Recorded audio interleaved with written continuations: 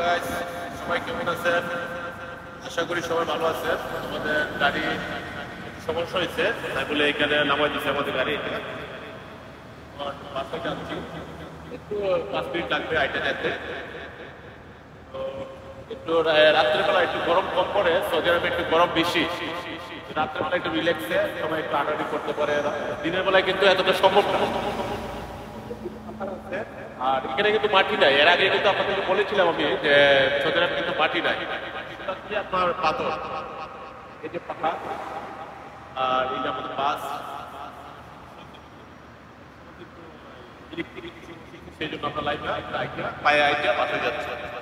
এই হিসাব আমাদের বাসার সামনে রাত্রের সিনগুলো আপনাকে দেখাতে আমরা মানে বাংলাদেশে যেরকম বড় বড় বিল্ডিং আছে, সৌদি আরবে এরকম কিন্তু বড় বড় অ্যাপার্টমেন্ট আছে।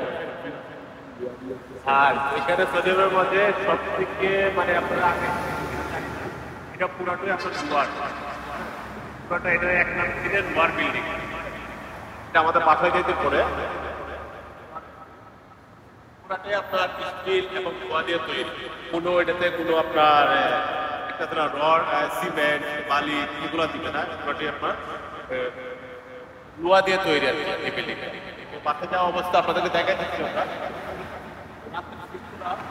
অনেক ভালো লাগে ওদের ভাই, কিন্তু দেখেন আল্লাহ কি রহমত, মানে মাটি না কিন্তু আপনার সবুজ পাতা পানি নাই আল্লাহর তরফ থেকে গাছগুলা আনুষ করছেন। কিন্তু আপনার আমাদের বাংলাদেশের একজন প্রেসিডেন্ট জিয়া রহমান, জিয়া সাজরা, ওদের বলে জিয়া সাজরা, আর আমাদের বলে জিয়া ডিপ ক্লাস আমরা বলি বাংলাদেশে।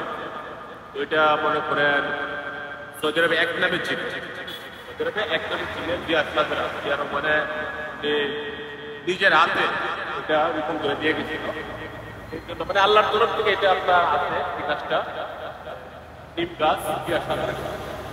এটা কাহিনী বলতে গেলে অনেক কিছু, আরেক সময় একটু বলবো ইনশাআল্লাহ।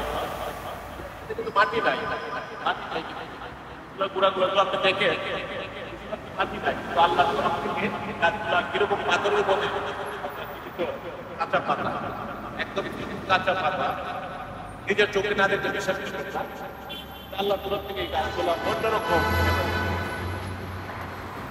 তো বাসা যাওয়ার আগে তাই ভাবছিলাম যে একটু দেখাই আমাদের ইউটিউবে যারা যারা দেখে ভিডিওগুলো,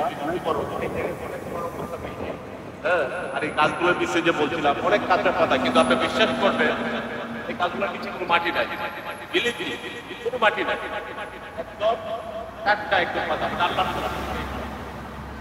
যাই হোক, যতটুকু পারছি আপনাদেরকে ভালো ভালো ভিডিও তুলে ধরবো। ভালো থাকবে। আসসালামু আলাইকুম।